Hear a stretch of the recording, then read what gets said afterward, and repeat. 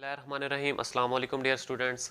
Previous lecture में हमने पढ़ा था यानी कि लेवल ऑफ बायोलॉजिकल ऑर्गेनाइजेशन में कि हमने उसमें पढ़ा था सब atomic level and atom molecular level, उसको हमने डिस्कस किया था। तो उससे नेक्स्ट लेक्चर जो हमारा आ जाता है वो आ जाता है हमारे पास कौन सा, सेल लेवल और टिश्यू लेवल आगे आज हम पढ़ेंगे इंशाल्लाह।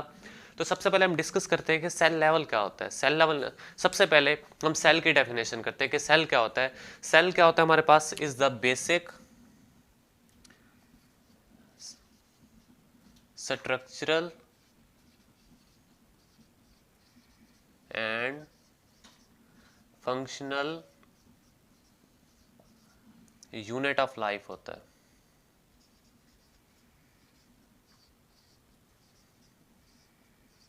ठीक हो गया। सेल की जब हम डेफिनेशन करते हैं तो उसमें हम कहते हैं कि सेल जो होता है हमारे पास basic structural and functional unit of life होता है। कि इंसान जो होता है यानी कि उस वो किस चीज़ से मिलकर बना होता है, तो उसका जो बेसिक यूनिट होता है जिस चीज़ से मिलकर बना होता है वो क्या होता है, हमारे पास सेल होता है। जैसे हम फॉर एग्जांपल ले लें कि जैसे ये एक कमरा है तो कमरे का बेसिक यूनिट क्या होता है, ईंट। मतलब ईंट जैसे ही यानी कि हमारे पास होती है तो हम ईंट ईंट से ईंट जोड़कर हम क्या बना देते हैं, पूरा एक कमरा बना देते हैं। सेम इसी तरह सेल जो होता है वो क्या होता है, इंसानी जिस्म का क्या होता है जी, बेसिक यूनिट होता है। मतलब बहुत सारे सेल्स जो होते हैं वो मिलते जाते हैं और सेल्स मिलकर क्या बनाते हैं, टिश्यू इसी तरह आगे बनते जाते हैं और पूरा ऑर्गेनिज्म बन जाता है जी। ठीक हो गया। तो अब हम जिक्र करते हैं कि सेल का। प्रीवियस लेक्चर में हमने पढ़ा था कि हमारे पास इनके क्या होते हैं जी, हमारे पास जैसे इनके होते हैं मॉलिक्यूल्स होते हैं कौन कौन से, जैसे कि कार्बोहाइड्रेट्स हो गए,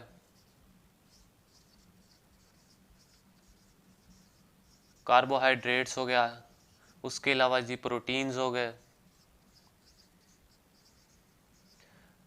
लिपिड्स हो गए।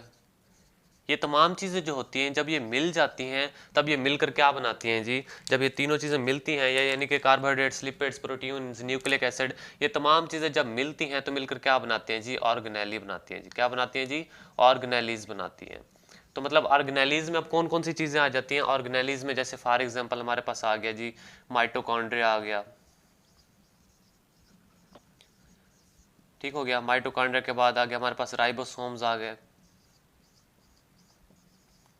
इसी तरह हमारे पास आर ई आर मतलब कि रफ एंडोप्लाज्मिक रेटिकुलम, और दूसरा कौन सा होता है जी हमारे पास स्मूथ एंडोप्लाज्मिक रेटिकुलम, ये आ गया। ठीक हो गया। इस तरह बहुत सारे आ जाते हैं ऑर्गेनेलिज जितनी भी होती हैं। ठीक हो गया। साइटोप्लाज्म हो गया, सेल वॉल हो गया, सेल मेम्ब्रेन हो गया। उसके बाद हमारे पास जितनी भी ऑर्गेनेलिज होती हैं ये सारी जो होती हैं क्या होती है, हमारे पास ऑर्गेनेलिज होती है। मतलब ये ऑर्गेनेलिज इनकी मिलती हैं और मिलकर क्या बनाएंगे, आगे हमारे पास सेल का स्ट्रक्चर बनाएगी। मतलब ये सारी ऑर्गेनेलिज मिलेंगी और मिलकर क्या बना देंगी, एक सेल बना देंगी जी। ठीक हो गया। तो इस तरह से इनकी क्या होती है, सेल की फॉर्मेशन होती है। मतलब सबसे पहले हमारे पास मॉलिक्यूल से डिफरेंट किस्म के वो मॉलिक्यूल मिले तो हमारे पास क्या बनी, ऑर्गेनेलिज बनी। वो मॉलिक्यूल मिले थे तो क्या बनी थी, हमारे पास ऑर्गेनेलिज डिफरेंट बनी थी। अब ऑर्गेनेलिज काफी सारी मिलेंगी तो ऑर्गेनेलिज मिलकर क्या बना रहे हैं, हमारे पास सेल बना रहे हैं। क्या बना रहे हैं डियर स्टूडेंट्स, सेल बनाएंगे। सेल को यानी कि बनाएंगे जी। अब हम सेल का एक स्ट्रक्चर ड्रा करते हैं जिसमें हम देखते हैं कि सेल का स्ट्रक्चर कुछ इस तरह का होता है। फर्ज किया हमारे पास क्या है, ये एक सेल का स्ट्रक्चर है जी। सेल के दरमियान में क्या होता है, यहाँ पर न्यूक्लियस होता है जी। ठीक हो गया। न्यूक्लियस में हमारे पास क्या आ जाते हैं जी, इस तरह यानी कि डीएनए, आरएनए, ये सारी चीज़ें किसके अंदर आ जाती हैं, न्यूक्लियस के अंदर आ जाती हैं।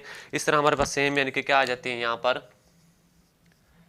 ये आ गया हमारे पास स्मूथ एंडोप्लाज्मिक रेटिकुलम या फिर रफ एंडोप्लाज्मिक रेटिकुलम। ये दोनों जो होते हैं ये यहाँ पर आ गए, जो कि उनके यानी कि जो कहाँ तक होते हैं हमारे पास, जो कि न्यूक्लियर इन्वेलप से लेकर जो प्लाज्मा मेम्ब्रेन होती है या सेल मेम्ब्रेन होती है वहां तक फैली होती है। इसमें दोनों चीज़ें आ जाती हैं, आर ई आर भी आ जाता है और एस ई आर भी आ जाता है जी। ठीक हो गया। ये हो गया हमारे पास क्या होते हैं जी, हमारे पास यानी कि एंडोप्लाज्मिक रेटिकुलम आ गया जिसमें उसकी दोनों टाइप्स आ गए कि आर ई आर भी इसमें आ जाता है और एस सी आर भी इसमें आ जाता है। नेक्स्ट हमारे पास आ जाता है, हमारे पास फर्ज के ये क्या आ जाता है जी, ये हमारे पास हो गया जी माइटोकॉन्ड्रिया। ये क्या होता है जी, माइटोकॉन्ड्रिया। इसी तरह नेक्स्ट हमारे पास एक और ऑर्गेनेली अगर हम बना देते हैं, फर्ज के ये क्या हमारे पास गाल्जी अपरेटस है जी। ठीक हो गया। ये हमारे पास क्या है, गोल्जी अपरेटस है। इस तरह इनके और बहुत सी ऑर्गेनेलीज इसमें पाई जाती हैं जिसको हम काफ़ी सारे इनके कहते हैं न्यूक्लियाइड्स वगैरह जिनके होते हैं। बहुत सारे इनके और भी ऑर्गेनेलीज के अंदर पाई जाती है। इसी तरह राइबोसोम्स हो गए जी। ठीक हो गया, राइबोसोम्स हो गए। काफ़ी सारे ऑर्गेनेलीज होते हैं जो कि इसके अंदर क्या होती है, फैली होती है। इसी तरह इसके अंदर साइटोप्लाज्म आ गया इसका टोटल, ये सारा इसका क्या आ जाता है जी, साइटोप्लाज्म आ जाता है।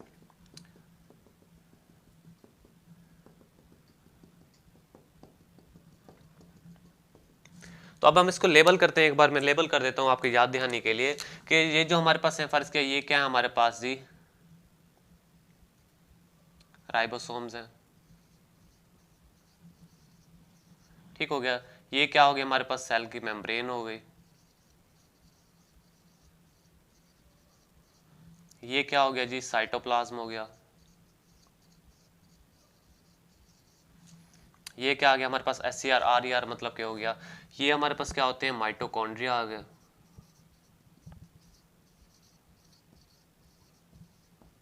ठीक हो गया। इस तरह ये हमारे पास क्या आ गए, गोल्जी अपरेटस आ गए।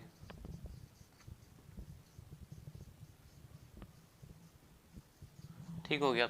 इस तरह ये हमारे पास क्या आ जाते हैं, सेंट्रल जो होते हैं, ये न्यूक्लियस इसका आ गया। ठीक हो गया। तो ये हमारे पास डिफरेंट किस्म के ऑर्गेनेलीज होते हैं, और भी काफी सारे ऑर्गेनेलीज होते हैं जो कि क्या होती है, सेल के अंदर पाई जाती है। तो मतलब ये सारे क्या है हमारे पास, ऑर्गेनेलीज हैं। टोटल ये हमारे पास क्या है जी, ऑर्गेनेलीज हैं। अब ये ऑर्गेनेलीज टोटल जो होते हैं मिलती हैं आपस में और मिलकर क्या बना देते हैं, एक पूरा सेल बना देते हैं। क्या बना देते हैं, सेल। तो ये एक हमारे पास क्या होता है, सेल होता है। इसी तरह बहुत सारे सेल्स होते हैं जो कि आपस में मिलते जाते हैं, मिलते जाते हैं। और जब काफी सारे सेल्स जो होते हैं आपस में मिलते हैं तो उनको हम किसका नाम देते हैं जी, टिश्यूज का नाम देते हैं। क्या नाम देते हैं, टिश्यूज का। इसकी डेफिनेशन हम कुछ इस तरह से कर सकते हैं, when many similar sales combine together and perform same function. यानी कि जब बहुत सारे सेल्स यानी कि आपस में क्या होते हैं, मिलते हैं, उनका साइज सेम होता है, फंक्शन सेम होता है, तब इनको हम किसका नाम देते हैं, टिश्यूज का नाम देते हैं। किसका नाम देते हैं, टिश्यूज का नाम देते हैं। तो डियर स्टूडेंट्स, ये थी आपके पास टिश्यू की डिफाइन, कि जब बहुत सारे सेल्स होते हैं आपस में मिलते हैं तो मिलकर आगे क्या बनाते हैं, हमारे पास टिश्यूज बनाते हैं। क्लियर हो गया। तो अब हम इनके सेल के बारे में डिस्कस करते हैं। तो सेल के आगे हमारे पास क्या होती है, कुछ टाइप्स होती है। ठीक हो गया। उन टाइप्स का जिक्र करते हैं कि सेल्स की कुछ टाइप्स होते हैं। इनके सेल को हम वैसे बेसिकली हम दो कैटेगरी में डिवाइड करते हैं। एक होता है कौन सा हमारे पास,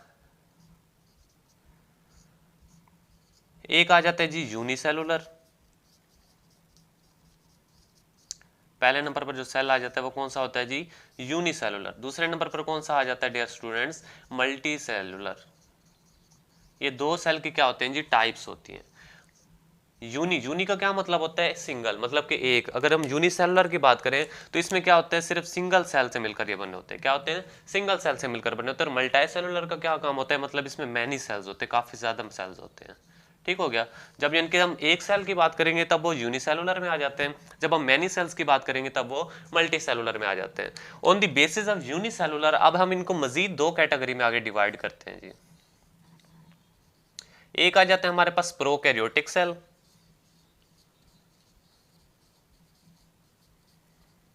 और दूसरे नंबर पर आ जाता है हमारे पास कौन सा, यूकैरियोटिक सेल।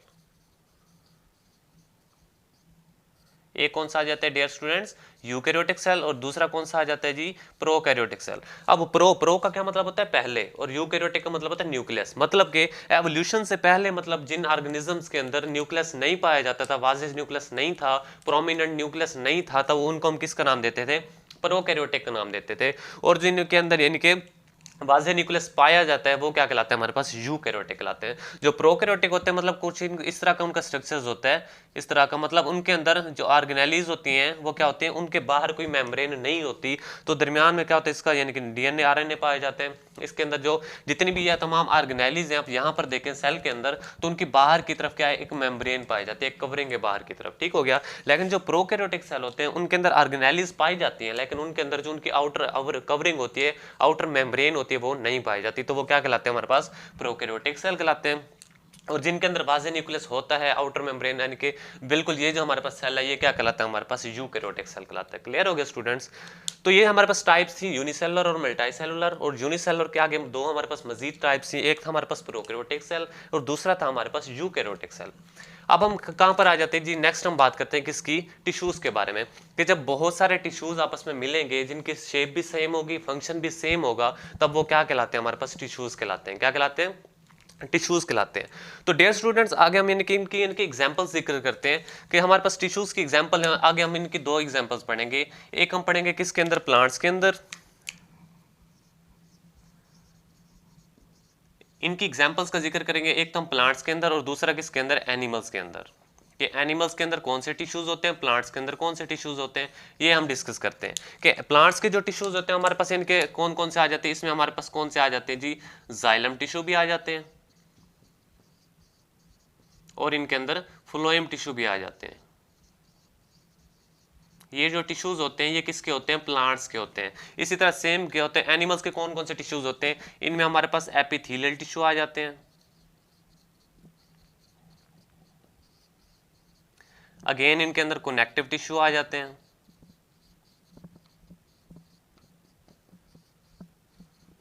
एपिथेलियल टिश्यू हो गया, कनेक्टिव टिश्यू हो गया, मसल्स टिश्यू हो गया। ये सारे जो टिश्यूज होते हैं ये किन के अंदर पाए जाते हैं, एनिमल्स के अंदर पाए जाते हैं डियर स्टूडेंट्स। अब ये जो जितने भी टिश्यूज हैं या ऑर्गेनेलीज हैं, फिलहाल हमने यहाँ पर इनका नाम पढ़ा है, लेकिन 4 चैप्टर के अंदर आप क्या करेंगे, इनकी एक्सप्लेनेशन पढ़ेंगे कि हर ऑर्गेनेली होती क्या है, इनका फंक्शन क्या होता है। सेम इसी तरह जो इनके टिश्यूज हैं, टिश्यूज के बारे में भी हम 4 चैप्टर के अंदर पढ़ेंगे लास्ट के अंदर, कि जो प्लांट्स के टिश्यू होते हैं इनका फंक्शन क्या होता है और जो एनिमल्स के टिश्यू होते हैं इनका फंक्शन क्या होता है। ये सारा हम 4th चैप्टर के अंदर डिस्कस करेंगे। तो डियर स्टूडेंट्स ये था हमारा आज का लेक्चर, जिसमें हमने डिस्कस किया कि सेल लेवल क्या होता है और टिश्यू लेवल क्या होता है। सेल लेवल क्या होता है, सेल बनता किस तरह है कि बहुत से ऑर्गेनेलीज आपस में मिलेंगी, मिलकर क्या बनाती हैं जी, हमारे पास सेल बनाती हैं। एक बार आपको पीछे से मैं रिवाइज करवा देता हूँ सब एटॉमिक लेवल से, कि सब एटॉमिक लेवल में हमारे पास 3 चीजें थी, इलेक्ट्रॉन, प्रोटॉन एंड न्यूट्रॉन। तो सब एटॉमिक लेवल पे मिले थे तो क्या बना था, एटम बना था, एटम बने थे तो क्या बना था, एलिमेंट्स बने थे, और एलिमेंट्स मिलकर क्या बने थे, मॉलिक्यूल बने थे। अब मॉलिक्यूल मिले हैं हमारे पास, ये मॉलिक्यूल्स हैं, तो मॉलिक्यूल मिलकर क्या बनाया उन्होंने, ऑर्गेनेलीज को बनाया। अब ऑर्गेनेलीज बहुत सारी जब मिलेंगी तो ये सारी ऑर्गेनेलीज थी, तो ये ऑर्गेनेलीज ने मिलकर क्या बनाया, एक सेल बनाया। इसी तरह हमने सेल के टाइप्स का जिक्र किया, unicellular, multicellular and prokaryotic and eukaryotic cell. और अब जब हमने सेल बहुत सारे मिलेंगे सेम शेप सेम फंक्शन के लिहाज से, तब वो क्या कहलाते हैं, टिश्यूज कहलाते हैं। फिर हमने उनकी एग्जांपल्स का जिक्र किया।